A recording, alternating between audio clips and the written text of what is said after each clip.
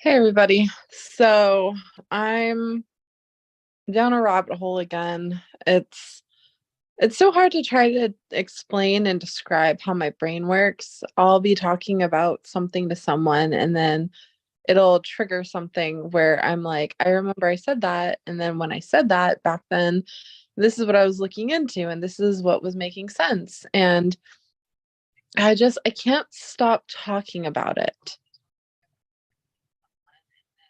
So basically, I took a break from the chase because I needed not only to give myself a mental break, because I'm always researching, I'm always connecting things. And when you connect things and you see things that 99% might be right, and other people don't see what you see, or they think you're crazy, or they're like, that's not accurate, you start to feel like you're going crazy. So it really takes a toll on your mental health. And it's like, the thing is, there is a very fine line of being passionate versus being a psychopath, right? And I'll never cross the line that puts me into being a psychopath ever. And everything that I'm talking about, this is just speculation. I have no way to prove any of this. If I did, that would be a different story, but I still wouldn't even want to do that because this is just all speculation. Because the whole reason I got into the chase to begin with, I like puzzles. I like impossible things. And the ending of this chase, this treasure hunt, has turned into a puzzle in my mind. Is there a prize? No. It's just I'm curious and I want to know what happened. Why is there so much being covered up? Why are so many people involved? Why are they making it so obvious, yet it's impossible to prove it, right? So, again, disclaimer, this is all speculation. Speculation, okay? Speculation.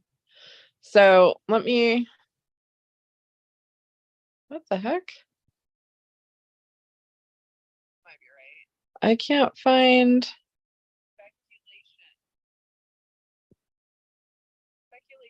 okay? Speculation. Where's, there's my chat. Okay. Found my chat. Hey, INFJ. Hey, JK Pioneer. Hey, okay, Larry. Hold on. Guts, guys. I meant to say guys. Um, Firstly, let me know, is my stream still going? Can you hear me? I just want to make sure you can hear me. Hey, Shannon. Okay, so it's pretty much like taboo nowadays. Anytime I try and bring up the auction website, because you guys, for 3 years, it's been haunting me. That's why I took a break from it. Is like, for the longest time, no one would listen to me. No one believed me except for Packer Jack. And it gets frustrating being like on your own by yourself and like asking for help or asking someone to try and see from a different point of view. So you could try and say, like, what do you think from this? And for the longest time, when I kept looking into the auction website, I was told I was crazy or that I wasn't going to find anything, different things that just didn't add up. And now you've got other people that dip their toe in the auction website. And speaking from the research that I've done, the things that I've found, the patterns that I find that connect,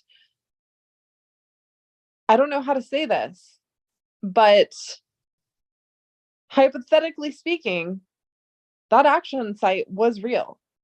Okay. I can't say it was actually real. So I'm going to say hypothetically, that auction site was real. Now, if the auction site was real, it gives you again pieces of what this ending is. So let's take a step back and look at all the players or characters that could be involved in this. And when I say characters or players, I'm not talking about some fake TV show or anything like that. I'm talking about people. It looks like people were like brought in to either cover it up, people were paid off. Like, it just, it sounds like a TV show, right? It sounds so crazy that it's not real, but look at this is what I keep finding, and it's not just me. Multiple people are finding these things, right? And we know for a fact some people were paid off to not share a specific email that would disclose an area and perfect information, right?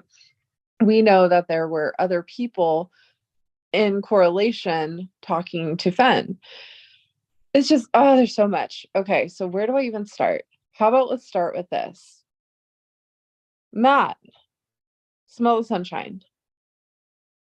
He got into the chase, I think he said around 2018. It might have been a little bit sooner, but there's some key details that really stick out to me.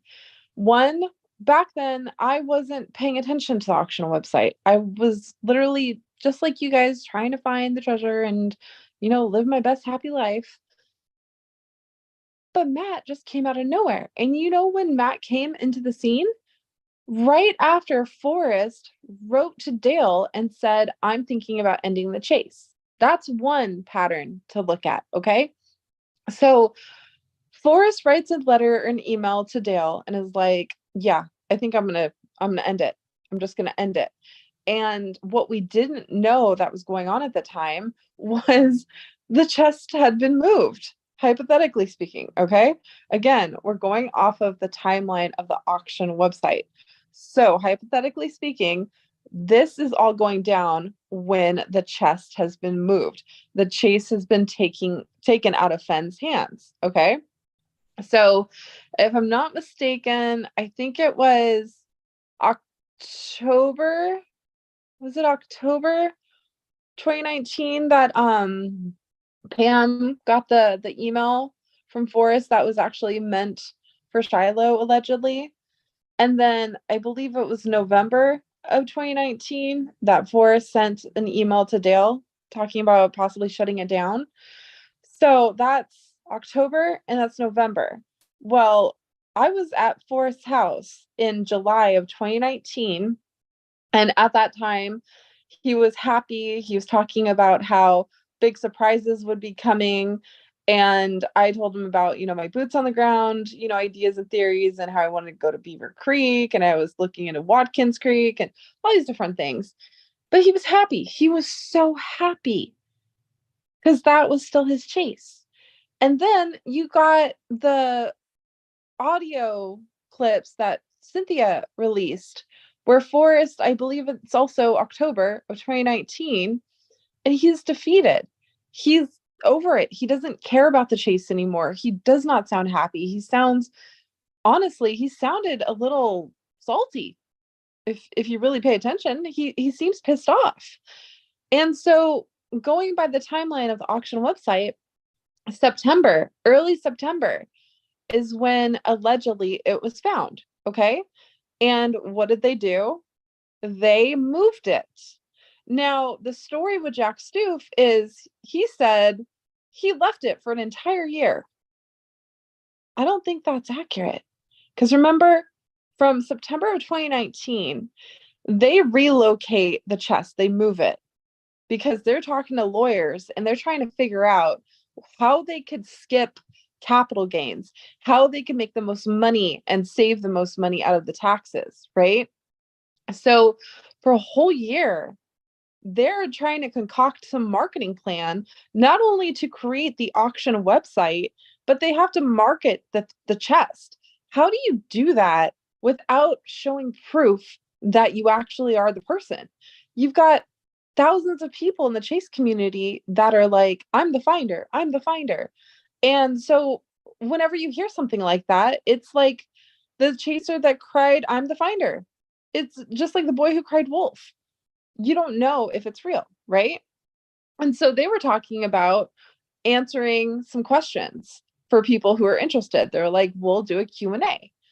And that's what the auction site people did. They did a Q&A and they were answering different questions pertaining to how they could prove it. And they were like, well, we can't prove it.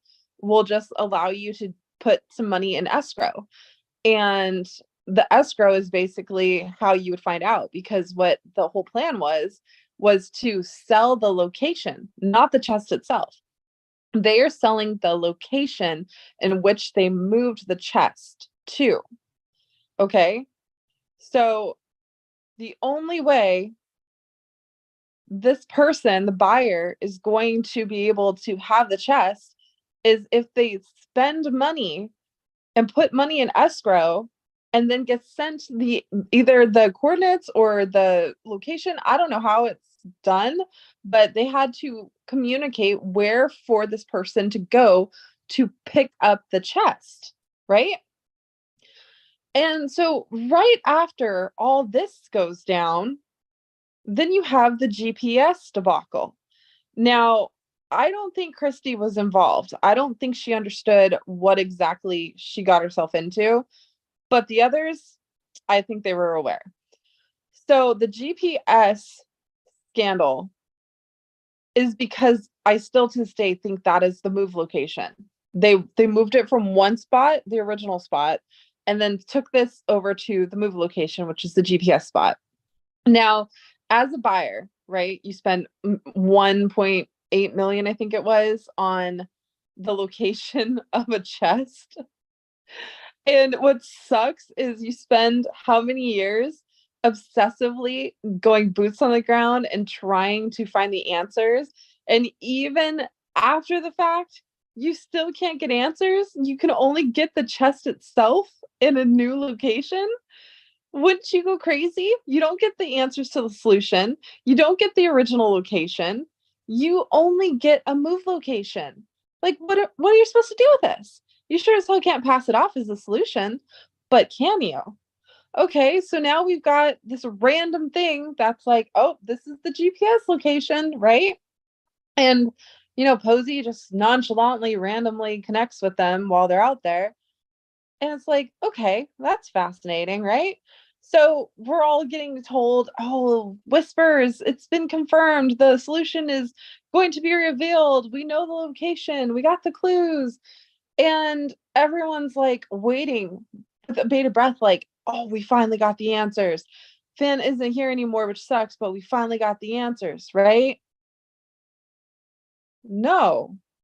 And then what's even more funny, and the reason why hashtag Nooker group even came into being was because of the Nook, right? The Nook. So please explain to me again why Cynthia and Christy are at the Nook area and they're taking a bunch of pictures. They're looking, scoping out the place, things like that, because that's the picture. That's where allegedly the chest reside. That's the solution. That's where it resided for over 10 plus years. They're over there. They're taking pictures. They're scoping out the joint. Where's Posey? Oh, he's completely far away from the little Nook. And he's over there taking photographs of one specific log that just so happens to have the same markings and carving as the matched carving from the picture from the Medium article. I don't care what you say. I will die on this hill. That was the matching log. And to bring even more fascinating theory to this, I've got conversations with Posey and I sent him the pictures and I was like, oh my God, you and Cynthia and Christy were right. You do have the solution. You do have the final area. We are going to get closure. And I show him, I'm like, look, I found the match. And he's like, oh my God, you're right. It's matched. I can't believe you did this. Oh my God. And the very next hour, he's like, please come on to Amy Seek's channel. We have to break the news about this. And so they go on Amy Seek's channel. I'm on there. We're talking about that specific log, how it's an exact match to the Medium article. All this stuff goes down. And then all of a sudden, out of nowhere, I'm contacted by Posey. And he's like, I'm never bringing this up again. Delete everything. And this never happened. I'm going, like, he just basically said, like, I'm leaving the Chase community. And I'm like, what? And I'm over here thinking, oh, I finally did something really cool for my friends. And I helped them prove that what they have is right. How cool. And it turns 180. It 180. Okay. And so if you have someone who spent $1.8 million on a treasure chest and all they got was a move location. They don't have the solution. They don't have the final location. What's the next thing they're going to do? If you can't pass off the move location as the final location, what do? You become consumed yet again by finding the solution, by finding the final real location. And who do we know that spent the remaining, like, what was it? It was from November, I think it was. No, yeah, November. November is when the GPS thing went down. So from November all the way to, I think it was May of 2021. So November 2020 to May of 2021, you have Cynthia, Justin. I don't know if Matt was part of it. I think he may have been. It's just have to go back to the timeline to look. But you have them obsessively searching all up and down the Madison River. Why? What are you doing? What's going on? Why are there cameras being put up in the forest? Especially if Matt was at that one area. There's pictures, you're friends with him. Okay, that's interesting, right? Okay. It doesn't matter. So they start obsessively looking. And while they're at it, they're with Netflix and they're doing a whole Netflix series. And the whole Netflix series is literally focused on this area and that nook, the GPS. How do you go from obsessively being all about the GPS spot to random searches on the Madison River? Unless that's the story. The auction website is the freaking story. But what if you can't talk about it because Netflix is the one that's going to break it? And that's why you got all these people that were paid off and had to sign NDAs and other things because you can't tell the story. It's got to be this big, oh my God, what a twist. We never saw that one coming. But then you got people like me and Packer and Ben and others that come in and they're like, this doesn't add up. Look at the auction website. And they're like, oh, these people won't shut up. And we can't get them to sign NDAs. So what are we going to do? We're just going to ignore it. No, I think that's part of the story, right? So all of a sudden Netflix focused on GPS and then shifts over. And now it's, oh my God, Namaha. Do I support Namaha? No, I think there's something else going on, honestly. But what can I do with that? There's another thing. The way a person talks and their word verbiage is also like a fingerprint. It is very telling and it helps you understand or give away an identity of a person. And the next thing we got that was like huge before GPS was the Medium article, right? And it was called Remembrance of Forrest Fenn. Remembrance of Forrest Fenn. Okay. Well, when you read the article, I mean, thanks to Pam, we already know part of it was written by Forrest. And obviously that part was about Eric Sloan. There's nobody else that could have written about Eric Sloan like Forrest. So there's pieces that were already pre-written by Forrest. Or is it possible they wrote it together while he was at his house? This is another thing. We've been focusing like strictly on Jack Stoof. And I'm so annoyed with myself because I always tell you guys, the way that Forrest's mind works is like it's like an egotistical thing, but not in a bad way. He gives you something shiny to focus and stare at, right? While the actual answer is staring you right in the face. So right in your face, but you don't know it, you don't see it because you're too distracted by the shiny little thing, right? So Jack Stoof is the shiny distraction. And in my opinion, Matt DeMoss is right in your face. He's right in your face. Please explain to me how somebody who just came out of the woodworks not only got to go to his house the same day that all this stuff was going down about the find, lie about it, didn't lie about it, but refused to admit that he was there. Something happens where he gets kicked out. And I'm not making anything up because, again, you go to Dan Barbarisi's book and it's like right there, right? And for the longest time, Christy was telling us about it. She was like, yeah, Matt was at Forrest's house and got kicked out. And it's the same day all the stuff went down. Hold on. Um, let me.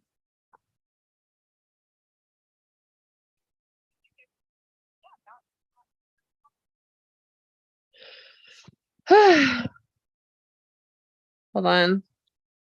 Can you still hear me?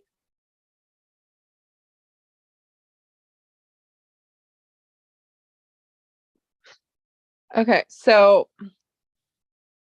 pretty much this timeline, it's like it's not adding up to me anymore. And it's because I'm sitting here and I'm marinating like a darn filet mignon because I'm starting to piece things together. And it takes me a while, but sometimes it's like I have the answer right in my head. It's just I forget it's there. So Matt comes on the scene right after Forrest emails Dale and says, I'm thinking about ending the chase. But what happened? The chest was moved, right? The game was taken away from him because somebody took it and moved it. So he can't shut it down. That's what sucks is he cannot shut it down. But what happens? All of a sudden, Matt comes on the scene as Smell the Sunshine, and he starts releasing these videos that clearly show not only was he analyzing every single chapter that Forrest wrote in TTOTC, but he was analyzing Forrest himself. He was watching him. He was understanding his emotions. He was looking at where he was triggered or if he had any slip ups, perhaps. He was the one doing that. He tells you in the videos that he creates that he was analyzing Forrest. And Matt is the only person that honestly ever stood a chance, in my opinion, because he was doing what you're supposed to do, etymology. His actual profession is the study. Hold on, let me see this. His actual profession is let's see. He's a theological something or other because he was at Columbia International University or something. He's got a BA in it. Like, he literally, his job is to study language, just like what you're supposed to do to solve this thing. Is remember, you needed to be an English major to solve this thing. He's the only person that fits the profile, not only with the writing from the Medium article, but all the other details.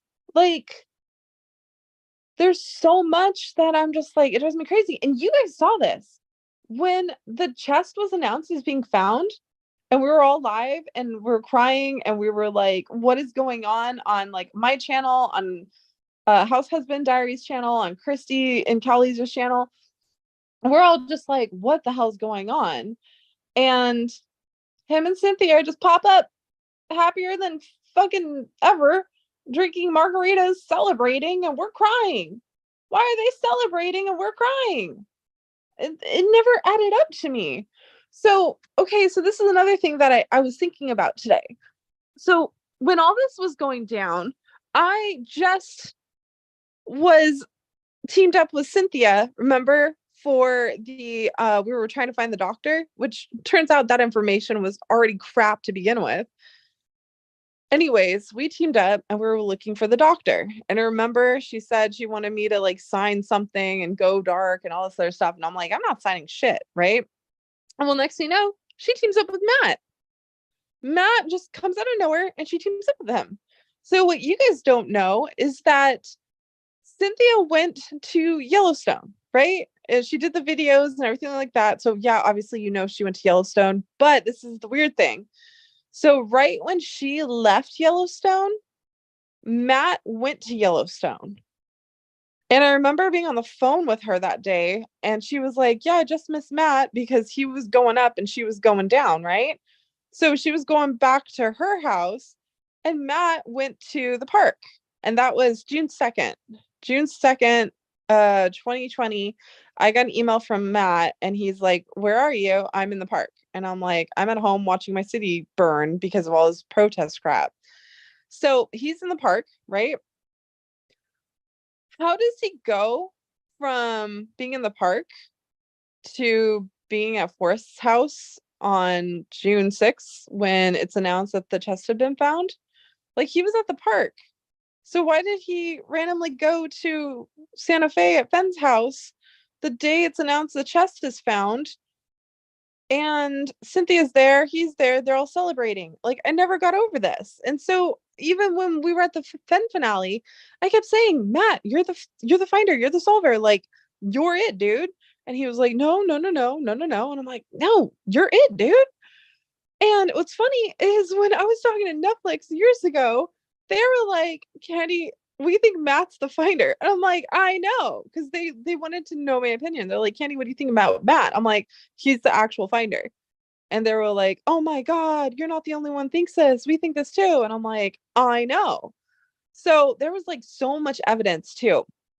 Um, so this is another thing that really confuses me, right?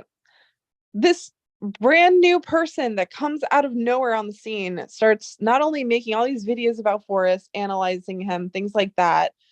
Well, next thing you know, he's helping run the Fenn finale, the actual finale.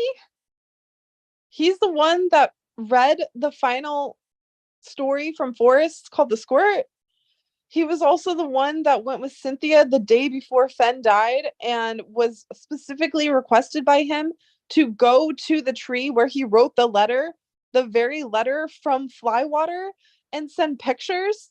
And then the very next day, Fenn dies. Like, think about this, you guys. It doesn't add up. These patterns are not adding up to just him being a random searcher in the right place at the right time, because it's been happening one too many times. And so when you read the Medium article, you can see the personality of this finder. He's obsessed with Forrest. He's also obsessed with Marty and Gigi and all them, right? He wants so badly to find this thing that he continuously starts grid searching and sits on a log and cries. And what's funny is he talks about sitting on a fallen tree and just crying. And then later on, we find out, allegedly, that the blaze was a fallen tree. So he was sitting on the blaze, crying? What?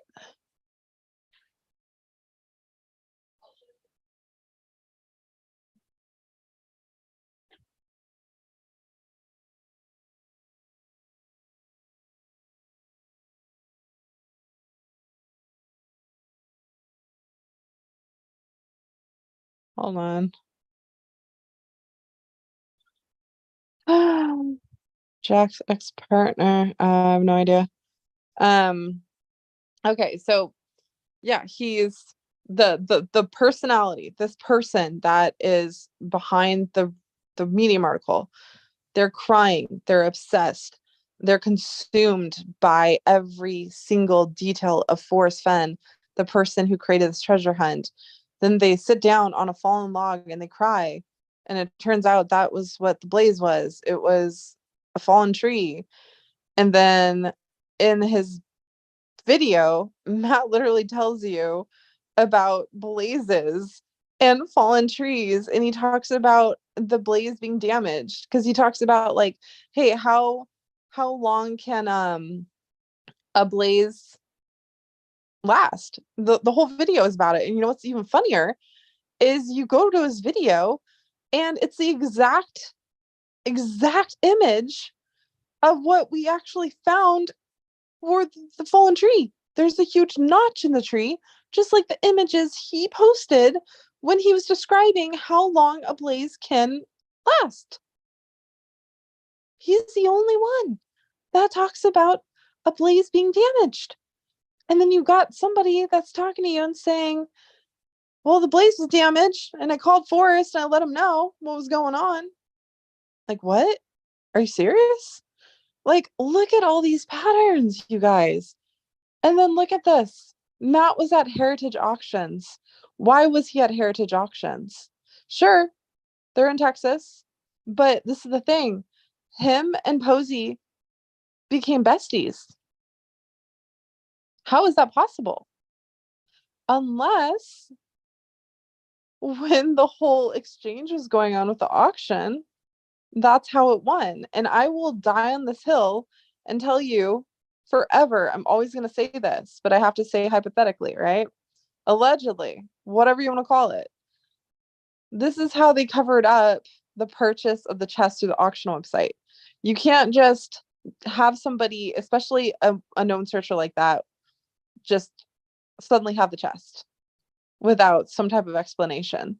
So after the chest was purchased in 2020, which is the same timeline Justin Posey created his LLC, by the way, it's purchased in 2020. And they're just sitting there marinating, trying to figure out how the hell they're going to be able to pass this off. First, they try the GPS thing. It doesn't work.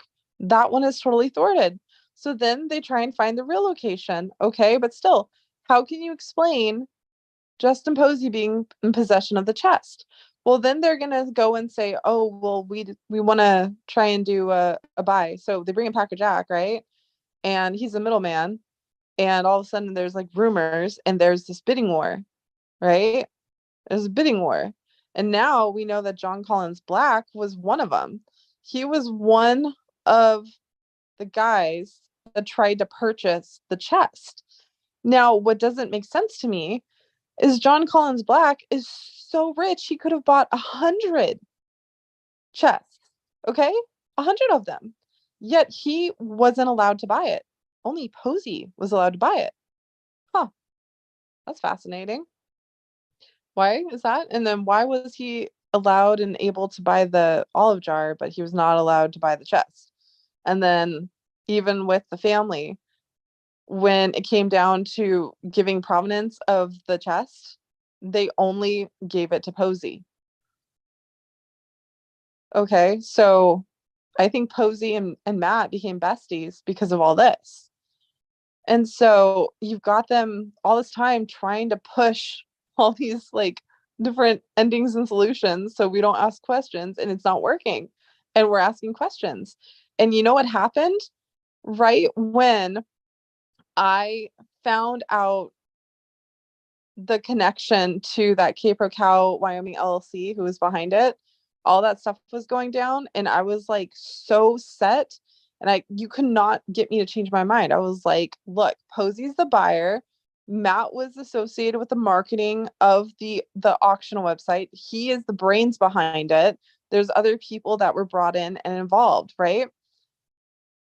Everyone's looking at me like I'm crazy. And I'm just like, you guys, it's an auction website. I went live so many times and talked about it for so many lives. It was insane. And it got to the point where people are like, Candy, you need freaking like an intervention. And because I got angry. I got angry because it kept like it was so obvious, but I couldn't prove it. And I was just getting mad about it to the point where I was like, screw this. And I'm still annoyed with it. That's the thing, but I'm understanding how to be smarter about it. Okay. So you've got Matt and you got Posey. They're besties out of nowhere. And all of a sudden, next thing you know, the AGK letter that Fenn gave to whoever was supposed to be the solver for the AGK hunt, that gets auctioned off. And Nelica buys it, right, and gives it to Amy. And if you ask me, Nelica is the one person that was the closest to Forrest out of everybody, out of Cynthia, out of Dale, out of all the people in the search chase community. It was Nelica. So Nelica gives that letter to Amy Seeks, and Amy Seeks, she's with Justin. She's hanging out with Cynthia. It's the duo. It's always Justin, Matt, Cynthia, and Amy all of a sudden. And then they're going on this little quest in New Mexico, and there's something about a bracelet and some other things. And we're just like, oh, that's interesting. But then it transitions and starts falling off, and other people start doing things. And then that's when they're doing the Madison search. And it's always them four. And it's like focused on it. And then allegedly, Netflix reshot footage, took Christy out of the GPS thing and put Amy in. It's like, okay, that's fascinating. Especially because, that was like their thing, but that doesn't add up. But okay, whatever. So then you have, what was it? The auction website. I talked about marketing. Well, this is going on in, it was like February, March. February is when the domain name is purchased, but it wasn't purchased. It was just like nobody, it didn't switch people. What they did was they sold it and then they repurchased it to make it to cover up the trail, right? That's what I think happened. And you have the purchase, you have them starting to do the marketing. They're telling you, hey, we found the treasure. Listen to us. We're going to auction off a move location. If you don't think it's real, we'll answer some Q&As, different things like that, right? And at the same time, you've got Matt, who made a video on the items in the chest and how much the chest is worth. This is before it was announced as found, you guys. Please tell me how it was possible for him to get so damn close to not only the value, but the items in the chest before it was ever found, unless he was sitting right there and he knew exactly how much was in the chest and what it was worth because he had it. I mean, good grief. It's like right in front of our faces. He was literally right in front of our faces. He is the only person that fits the profile of an actual solver, the solver that we have been given. He is the mastermind. He is the brains. I am telling you. And what I'm not okay with is how all of this is covered up. I feel like, again, hypothetically speaking, but I feel like if he would have just not been such a little pain in the butt about taxes, we could have had everything. We could have had everything. He could have just went there, picked it up, dropped it off of fence. Could have still said, I'm going to say anonymous, but we still could have gotten the actual story, the actual solution. But now you got NDAs, you got Netflix, you got all these stories, you got this move location. What's the wrench in all the situation? The auction website. Auction website is the wrench. There's so much going on with that auction website that legally shit can't be exposed because it would open up lawsuits. It would do all these things. So everyone would get screwed over. But why are you making it so obvious? And then let's talk about the second chest. Okay, everyone's like, Candy, why are you still talking about the second chest? Well, you guys, it's right there in the book. Remember? When we got the book, that's the puzzle piece. That's our bread and butter of the puzzle. The chest, the stamps, the fact that Forrest said, oh, we've agreed to say it was found in Wyoming. Isn't that weird? Why do we need to know about what? Okay, so look at this. I talk about this all the time, but let me talk about it again. The stamps in the book.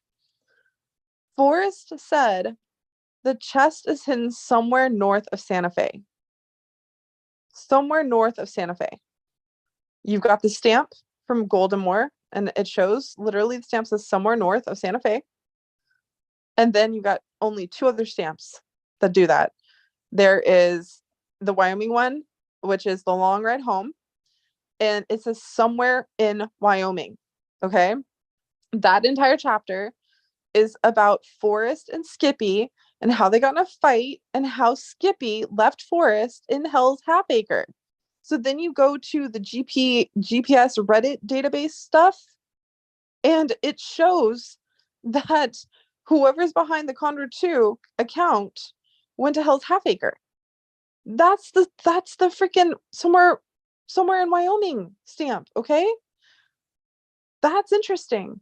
So then the only other stamp that we have left that says somewhere is somewhere in Montana, and that is looking for Lois and Clark. And did you know Matt DeMoss, he is obsessed with that chapter. I used to have emails and talking about it with him back and forth.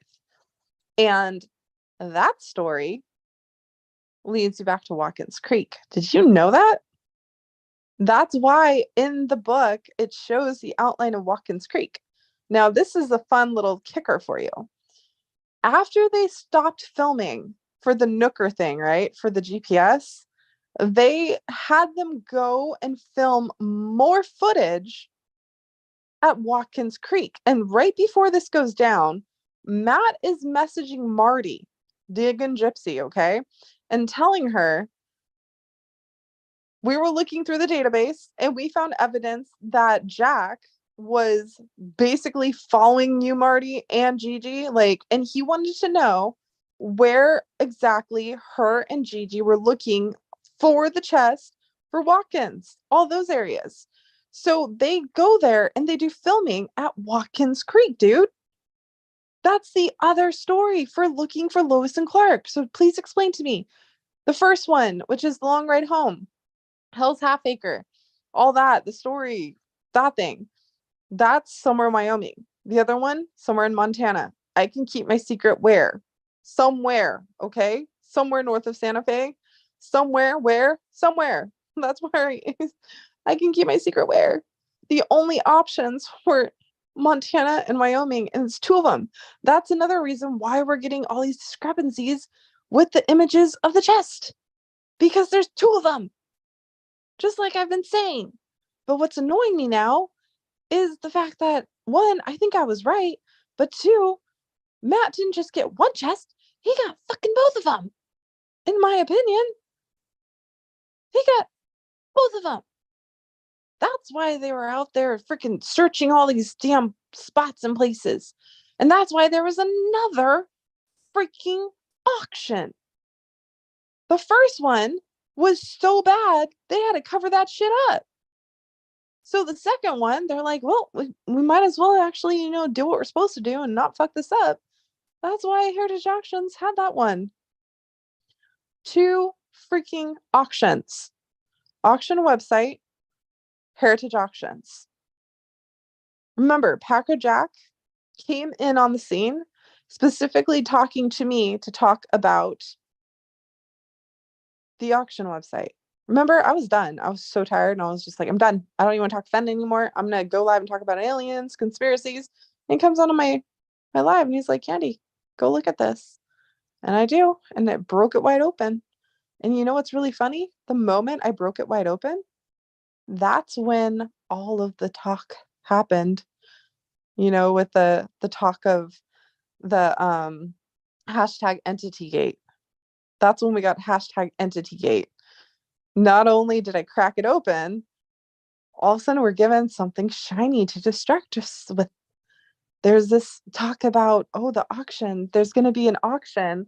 They're trying to buy it. Justin's trying to buy it, but someone else is trying to buy it from him.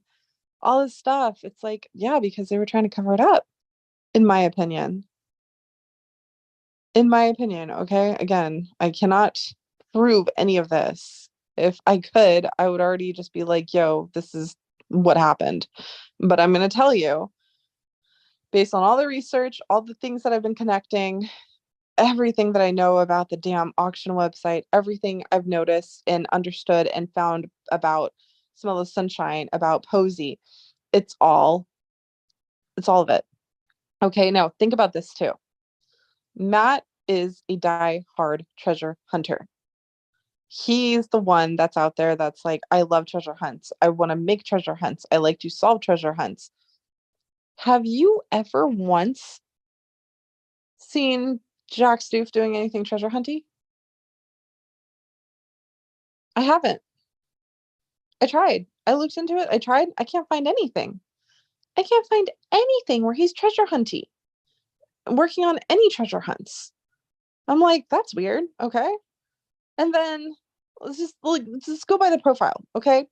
Not only do you have to be very smart, you have to understand words and language. You have to understand how to use the words in its proper context.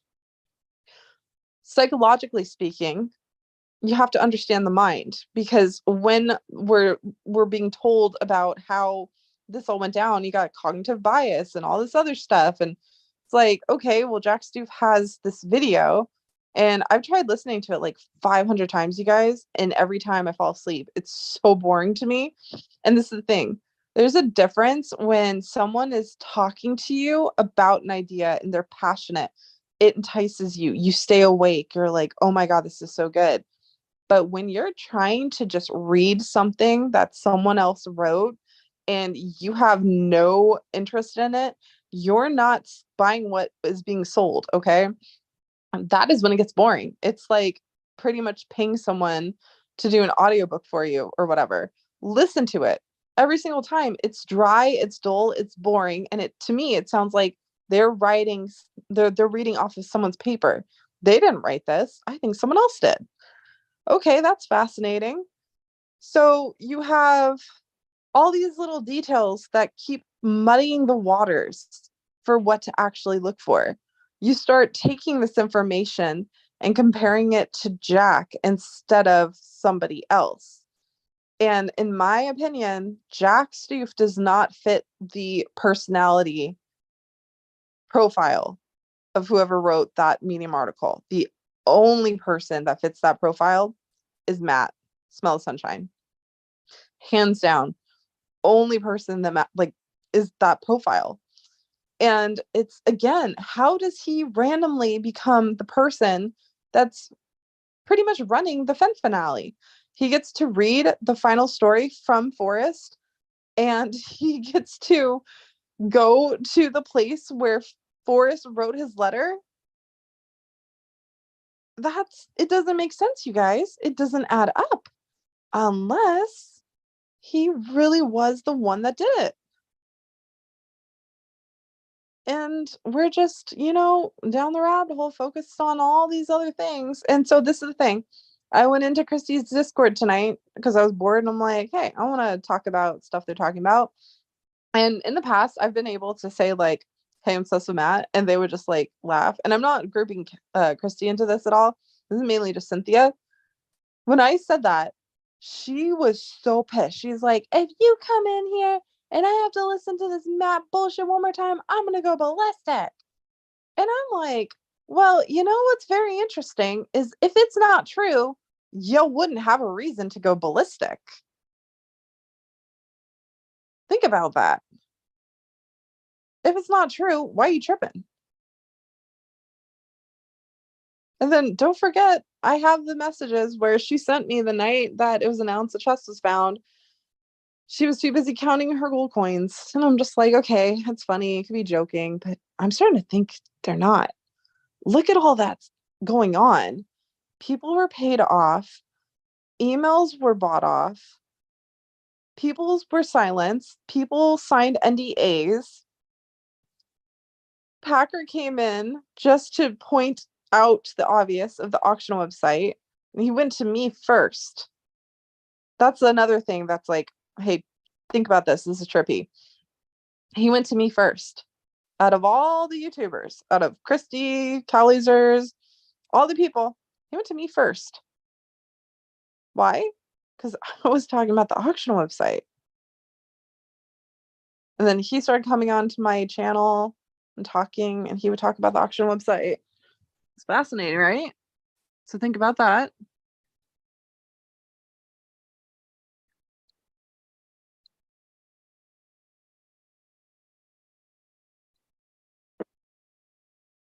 I just, I think it's kind of crappy that this is pretty much what had to happen for our ending.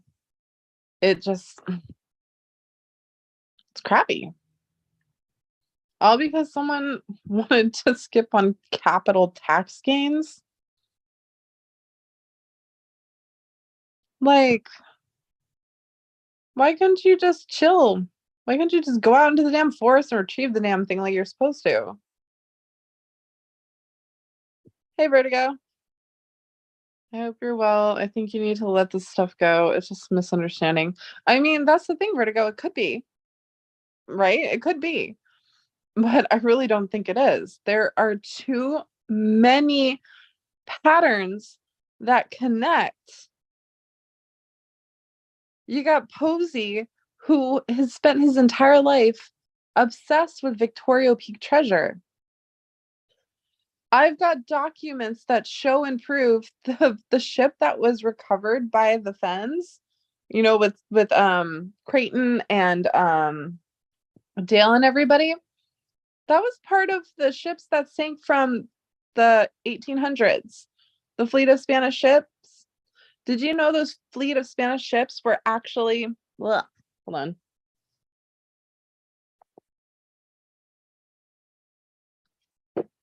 Something in my throat. Ugh. They were actually moving parts of the Montezuma treasure. I think I said that right. Moctezuma? I think so. Anyways, this is the thing. Okay.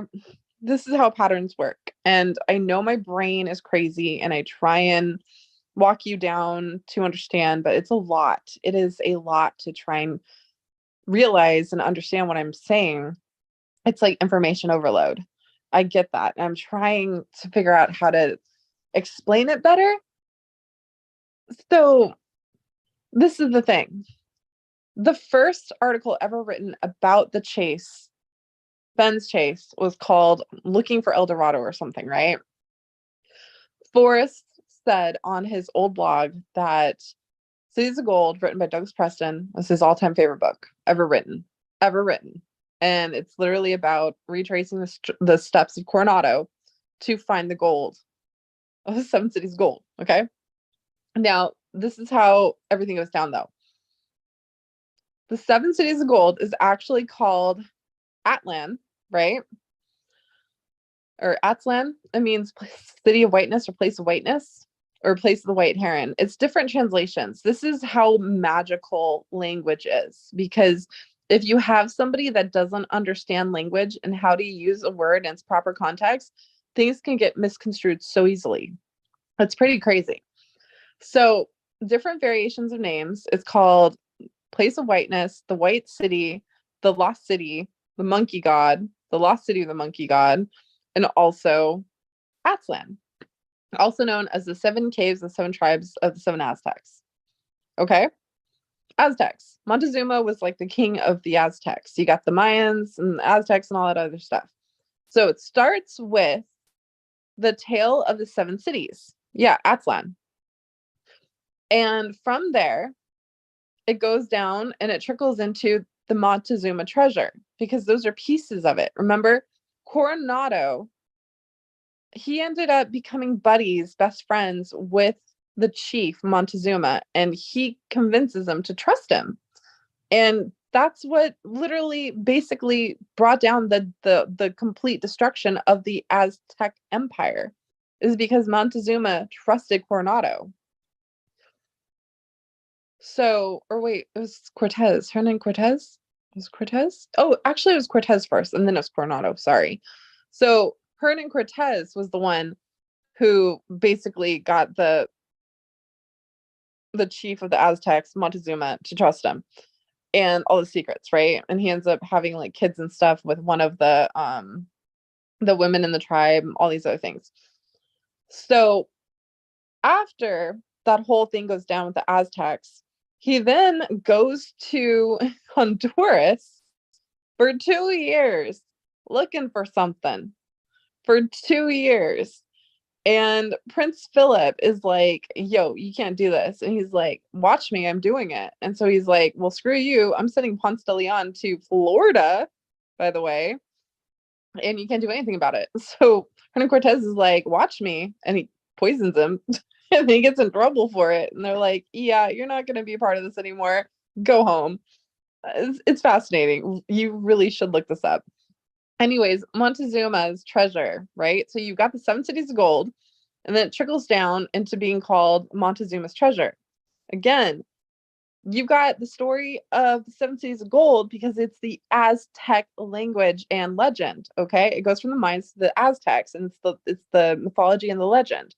And then you've got the king of the Aztecs, Montezuma. Okay, so this whole time you think that you're looking for all these different treasures and all things, but it's not. It's the same damn thing.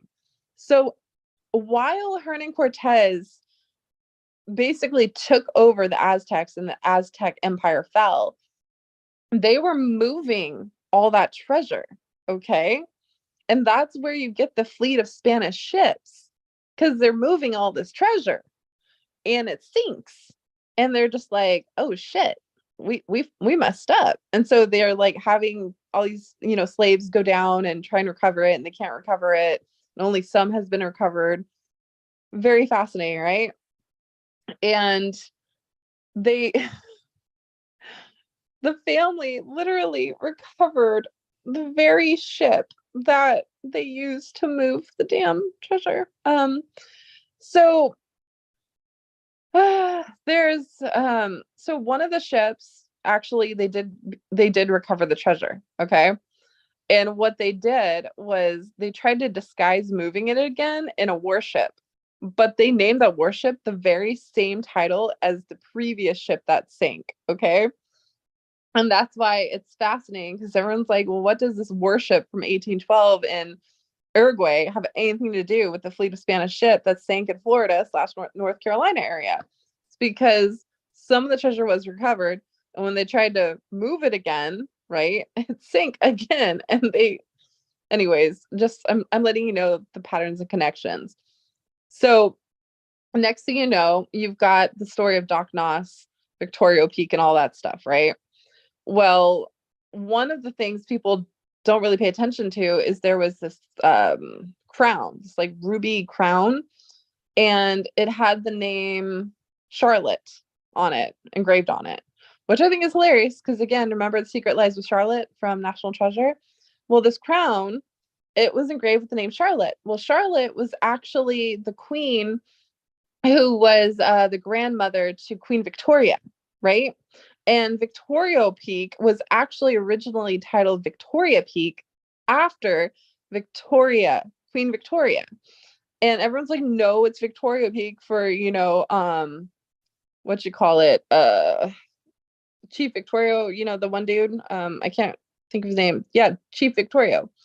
And this is the thing, it's you gotta go down to historical records and really dig in and dig deep. So there's Victoria Peak versus Victoria Peak. Regardless, that crown is proof and evidence that it was associated with treasure with not only Queen Charlotte, but also Queen Victoria, right? And when you look more into it, it actually had evidence to prove that it was a part of the Montezuma treasure as well. So they're like moving this treasure and stashing it, trying to hide it places to go back and get it later. So Victoria Peak is now also a part of not only the Montezuma treasure, but is the original Seven Cities of Gold treasure. So that's how you could go and talk about the cities of gold. And that's why Douglas Preston and Forrest ever became buddies in the first place, because they were both looking for the Seven Cities of Gold. And again, Douglas Preston found the lost city of the monkey god in Honduras, just like how Hernan Cortez went looking in Honduras. He found the lost city of the monkey god, the White City. So I'm trying to explain to you, like, it moves. It's there and then they move it. It's always moving. So Victoria Peak is actually pieces of the Seven Cities of Gold treasure. And there's a whole thing where the Watergate scandal was actually used to expose the documents that actually proved the government and Nixon was a part of not only the quote unquote, alleged murder of Doc Noss, but they went in and took a lot of the treasure and stuff. It, it's always that. And that's why in Fenn's book, the chapter Gypsy Magic, literally Nixon's name is written in the grass. Like, I don't care if you're blind, like, you will see Nixon written in the grass. And then there's the little aberration of the extra leg. That extra leg is the leg that Forrest had in the book he wrote with Ehrlichman. Ehrlichman was the guy that actually basically took the fall for the Watergate scandal with Nixon, right? Well, if you look up the history on the documents of the Watergate scandal and then how it connects to Victoria Peak, you'll find out that there was two people. One was Ehrlichman, and then the other one was anonymous. They were going to come forward and they were actually writing a book about the secrets and the proof they had that would expose not only the murder of Doc Noss, but the government being associated with the cover up of Victoria Peak. And before that could actually happen, Ehrlichman dies mysteriously, right? And the other person just disappears, drops off the planet. And we know for a fact that Forrest and Ehrlichman wrote a book about the White House and the secrets of the White House, one of them including the Watergate scandal. And then the lawyers were like, yeah, you can't do this. You gotta burn all these books and trash them. It's not gonna happen. Like, they will destroy you. So that's what they do. They destroy almost all the books except for a few.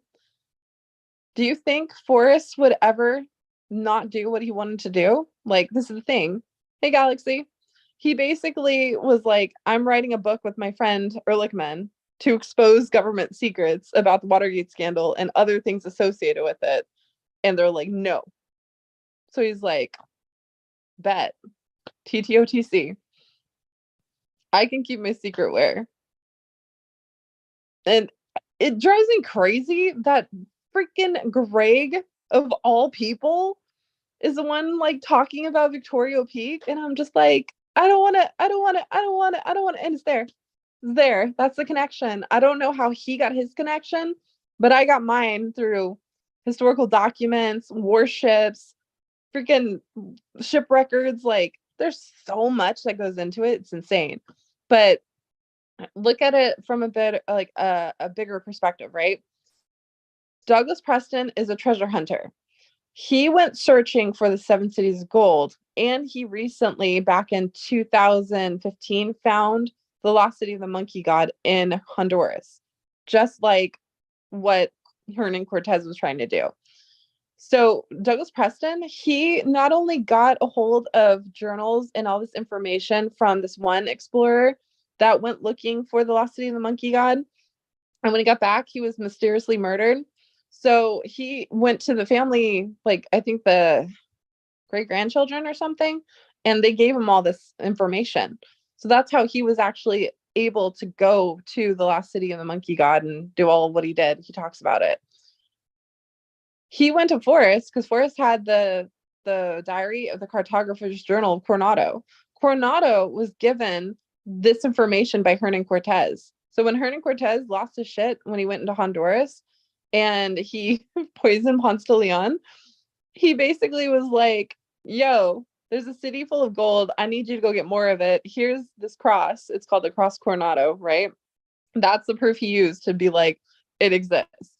So then you have freaking Coronado going insane. And what do? They take the only three survivors of the shipwreck, which just happens to be the fleet of Spanish ships, by the way.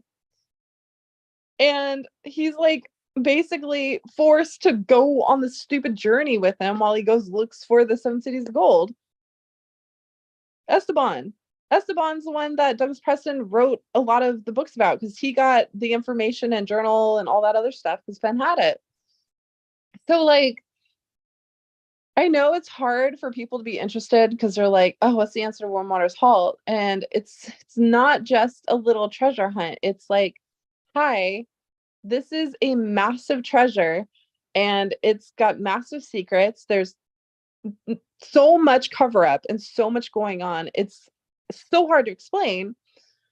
But then you've got Justin Posey, who's obsessed with Victoria Peak, now being besties with Matt DeMoss, and there being an inscription hidden behind the wood, just like I said there would be. And now he's not going to share anything. But this is the funny thing. When he said, oh, I have a friend who found a jar from a pirate ship or like a shipwreck or something, and he's not opening that, that's not him just talking random. That's not white noise. That's connected. Again, remember the family uncovered, they recovered the ship, and that's in Uruguay. And that ship was moving the treasure that was lost in the 1812 fleet of Spanish ship or whatever. It's I think it's 1842. Wait, no, is it 1842? No, so it was 1812 to some other time for the fleet of Spanish ships. And then I think I did the math and it was like 40 years later was when they moved it again. And it was with that ship that they recovered. So it's like that moved, and then there's documents, and then there's all this other stuff, right? It's just interesting because the LLC that we have for who purchased the chest itself in the auction, Tesoro Sagrado, that was the name of the article that was writing about the recovery of that ship pertaining to Creighton and the Fens and Dale and all them. And I'm telling you, there's a bigger thing to this. So Tesoro Sagrado writes about the ship.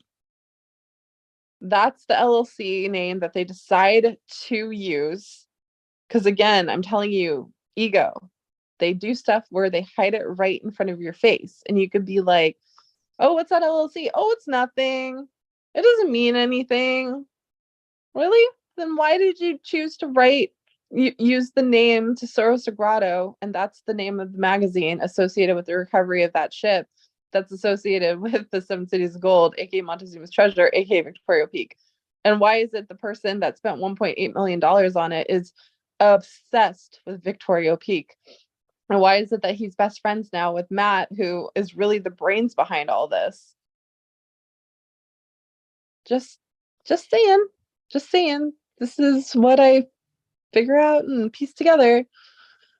So I'm not saying that anybody associated with the auction website are terrible, bad people.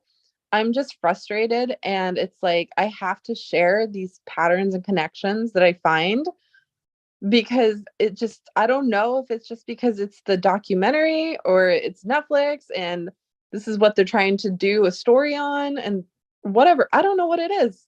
I really don't know what it is.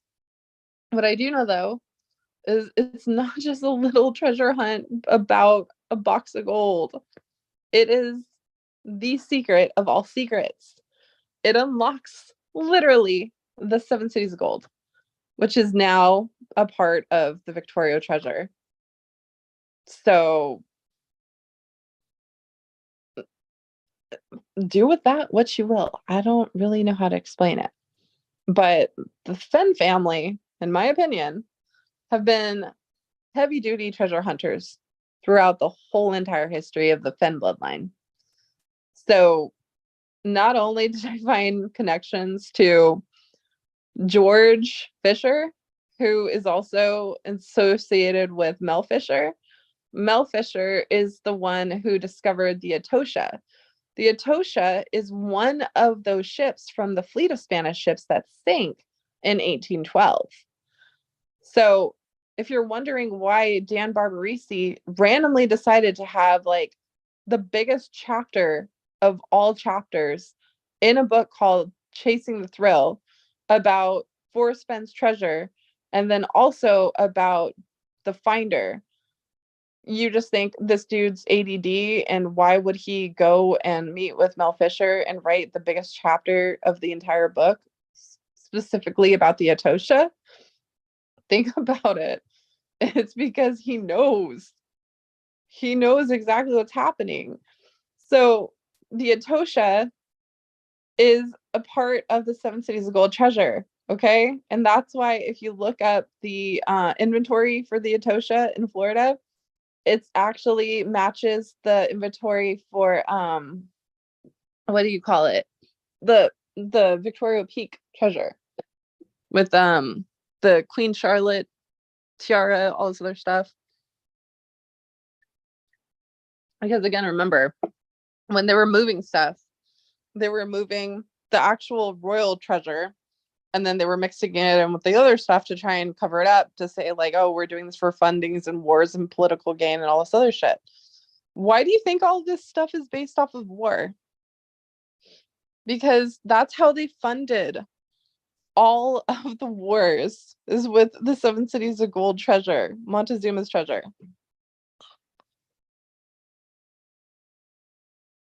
This is how they did it. And then, okay, did you guys ever read the book that Havashi wrote for Forrest about the recovery of this one plate that they found in San Lazaro? So San Lazaro, that plate is linked to the fleet of Spanish ships, right? And by finding that plate, that's how they were able to locate where the ships were and how the Etosha was found. Like, go read it. It's a pretty cool book. It's just fascinating. What's that little plate doing in Santa Fe, New Mexico, in San Lazaro? Isn't that fascinating? Same thing with the Emerald Ring. Fascinating. You know, over the years, things start to get covered up, disappear, buried even. Back then, I think it was Janet Langard's Facebook group where we were trying to figure out about the Emerald Ring.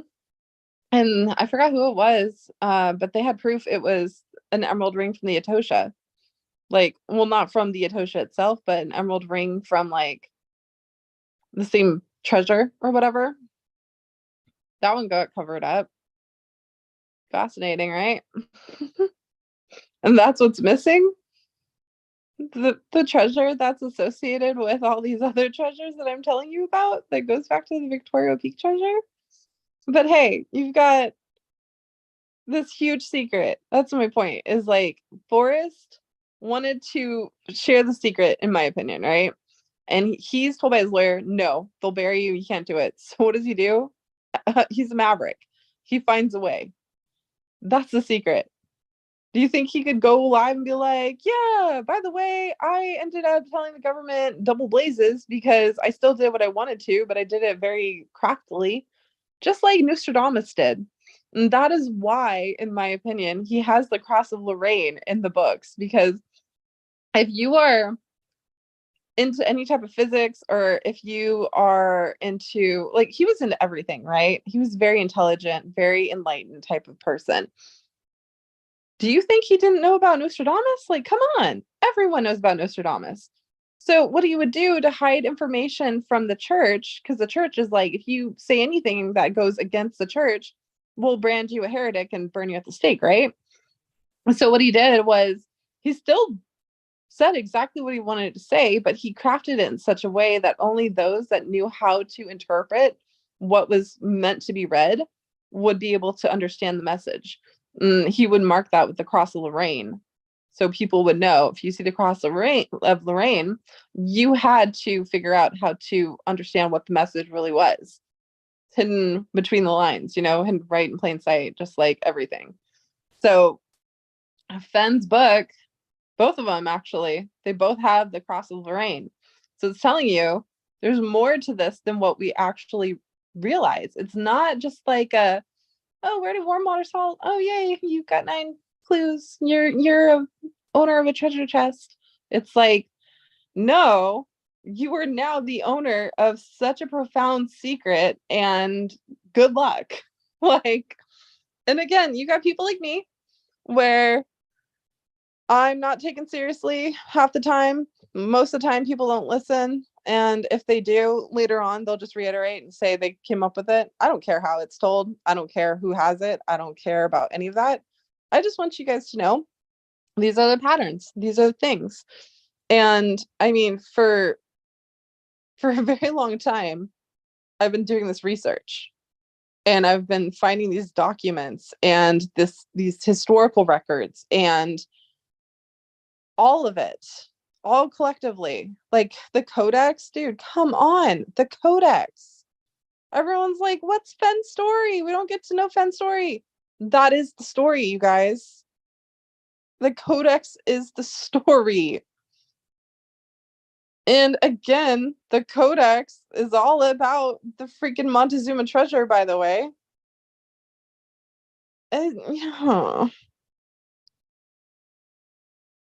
I'm just, I just wanted to bring it to your attention that I think, in my humble opinion, Matt is the mastermind behind all this. I don't think he's a bad guy. I just think he messed up, but I can't prove it, so it's whatever.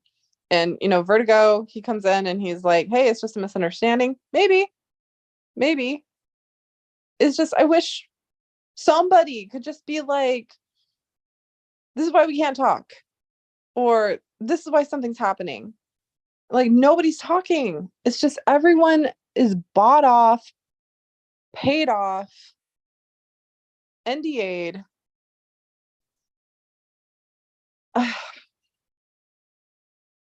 Mel Fisher died, Tim. Um, his sons basically took over. So, yeah, you got to look into George Fisher. It's funny because Rick Kavashki, he took that whole thing off his page, off his website. I'm like, oh wow, you kept everything else, but you took that one thing down after I brought it up. Fascinating. But yeah, Mel Fisher is a very fascinating and interesting man. Um, he was one of the first Freemasons to do a Freemason lodge in Texas.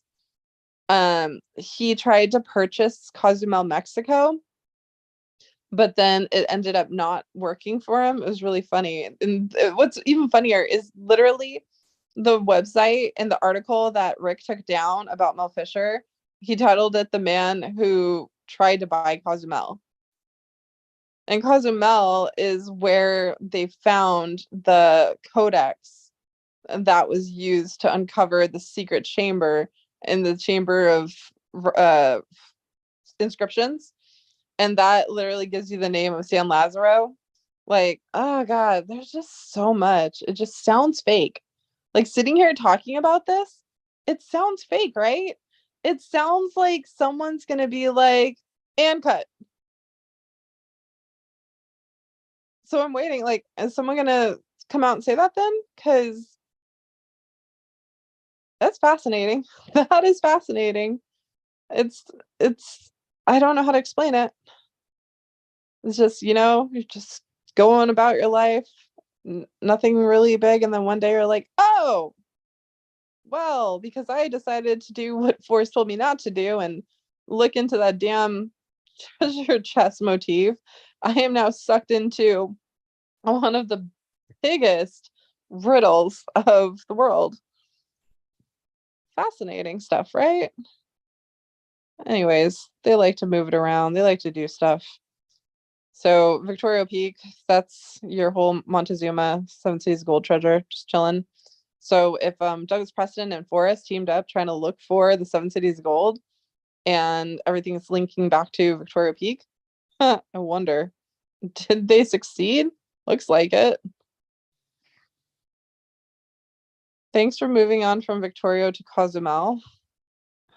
Well, that's the thing though, it's all linked. Like, if I wasn't such a lazy person, I would literally sit here and map it out for you guys and do like a video. Because sometimes when I do the videos, it kind of explains a lot better, right? So I did a whole video on the chasse, which is the reliquary chest. I did a whole video on Forrest's friend, the one that got him the chest. What else did I do? So, yeah, it's just it goes so deep. I don't know how to do it. Basically it's the church, it's politics, it's wars, the usual shit. But if you ask me, Matt's the brains behind all of this. Jack is just the cover so he doesn't get screwed with. Him and Justin are besties and they're looking for Victoria Peak treasure because, yeah, who wouldn't want to? So, yeah, I'm pretty sure Justin's probably on cloud nine right about now. He's got everything he's ever wanted and he's probably pretty close to figuring it out. And no, I don't think it's in Victoria Peak anymore. I think it's actually Cozumel. Um, yeah, back to where it was originally located. Back to where it all began, which could explain, the whole T.S. Eliot quote. Anyways, Cozumel. It's been pretty good. Oh, that's good, MS. Yeah, I don't really let that stuff like consume me anymore. I just sometimes I'll get curious and I'll go down little rabbit holes. You still talk to Shiloh? What's he saying? Shiloh's just doing Shiloh. Use the blogs for entertainment only. Nothing like history told wrong. Okay. Thanks, John. Aztec to Mayan. Yeah, that's what I meant. My head hurts. Olmec, Toltec, Maya, Aztec. Yes, Ozo. Thank you. Yeah, you think so, but they found pieces of it, and that's what they moved.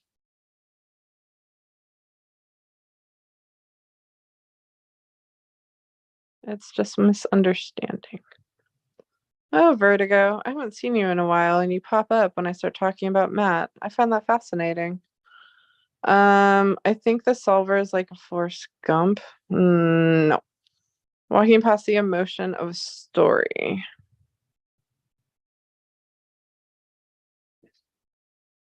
Um, what's up, Tim? Let's see. Oh, but what I'm trying to figure out too is the whole John Collins Black thing. That's another fascinating thing I would like to look like see what the pattern is for that. Mm-hmm. I do believe you have to pay tax on the stuff in the box and transfer to currency. I don't have some bullion found. Interesting.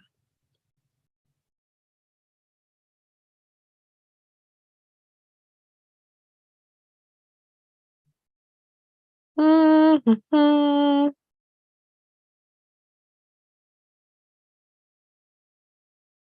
Sorry, I'm reading chat now. I'm like trying to catch up.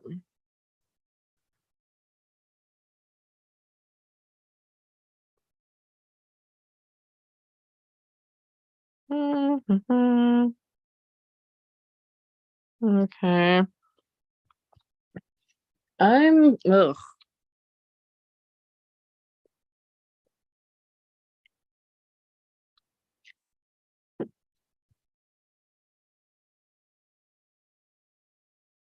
Oh, hey, Alpine.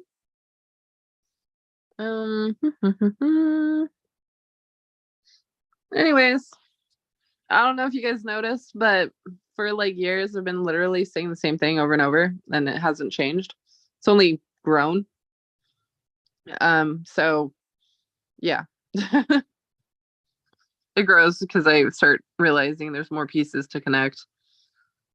It is really helpful though to be able to take the past events that have occurred in the chase and then use that information and apply it to what I have now. And it helps you unravel the mystery a little bit easier. But yeah, I feel like I'm just gonna be here the whole time. Just I don't know. I should literally write an article or a book, and I think I'm gonna title it "The Girl That Cried Fen." See, I was talking about that INFJ. This is what I'm trying to figure out. I know, in my opinion, I think Vertigo is associated with Matt in some way. I don't know if it's like a family member or a brother or something. But yeah, I think Matt is definitely associated with Vertigo. And I think it's possible Sophie D might be Matt. I'm not sure. I gotta like what's interesting though is Vertigo is the one that fits Matt's profile, right? But I've listened to him talk, but I think it's possible that it's just him having a friend talk for him. I'm not sure. Like, or is it possible he could like change his voice a little bit? Because both Matt and Vertigo have the same calming, serene type of voice. It's very soothing. So, I don't know. Do do do. Maybe it's Vertigo. You never know. You never know. La la la la. Um,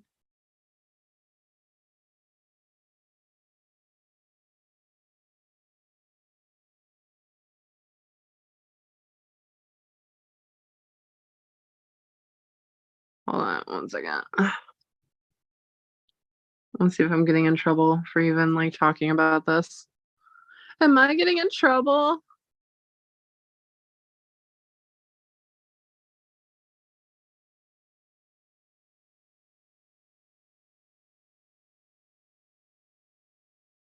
Huh.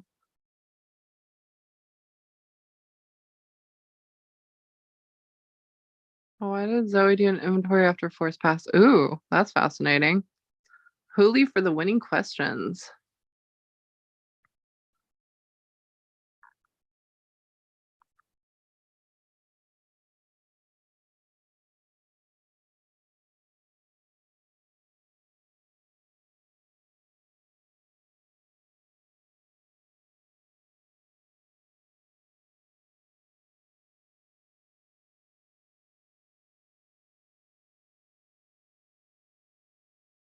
Huh. I'm reading their conversation.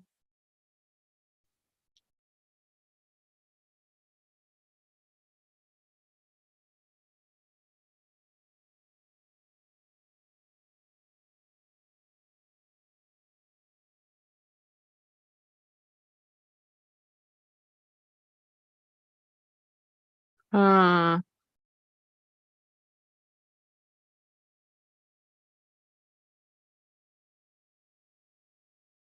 I am not tech or social media savvy. Oh, I think they are talking about what I was talking about. There really was a higher bidder than JP, but it eventually fell through. I have no idea who it was though. Maybe a business. It was Stronghold's Black, literally. He admitted it. But then it got really interesting from Local Sense, Providence. I am psychic and knew from good years I get it in person. Funnel, Dragon Bracelet, Hen's egg size. Actually not psychic. I'm psycho, maybe. Alrighty. Um,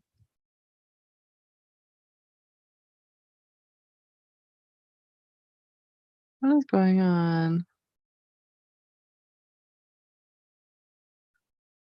On the buying list. Not sure. Yeah, the rumor was offer was 1.8 million. Jack wanted to. Yeah, they're definitely talking about what I'm talking about. Let's see. Jack's his initial offer, and then Jack went to a higher offer. Yeah, no, he didn't though. See, well, he said, "I'm sure the voice. He called me after the cracking hearing. He was so pissed up for me that day. His voice was great. Are these concert? What?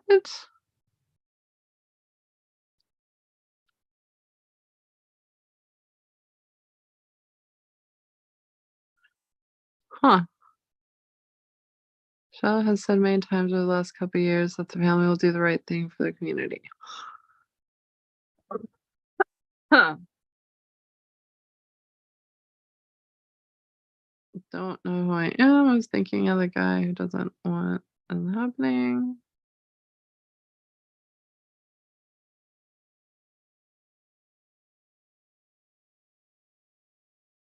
What are they talking about?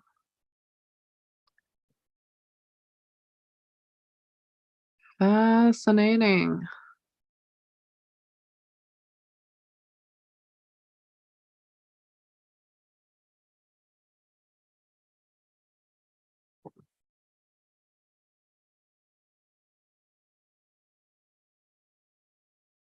Oh, they ended the writer's strike. That's fascinating.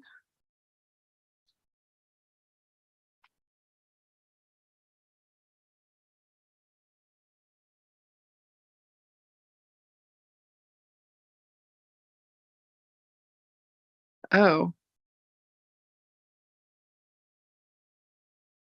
interesting.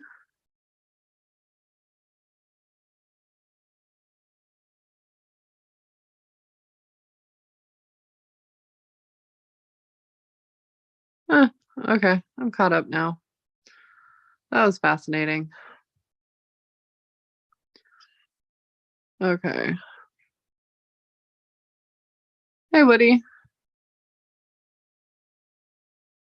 Stepped away for a kitty already.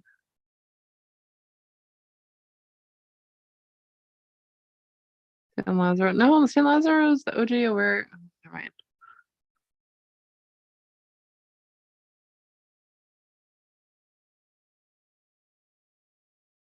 I mean, that shit drives, like, takes you everywhere.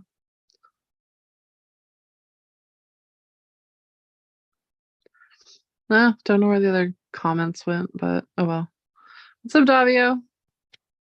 Oh, poor Davio. He like shows up every time I'm like just kind of being quiet for a second. And he's like, am I crazy? Is it broken? Where's the sound? Um, it's 8 o'clock. I did go out last night and have a lot of fun. But I almost died last night too, you guys. So there's that. That was pretty crappy. Um, Like, so first I hung out with my friend Andrew, who I haven't seen forever, and we went to Roscoe's, got mimosa wasted, got some food, and then we went to the liquor store and got these like buzz balls.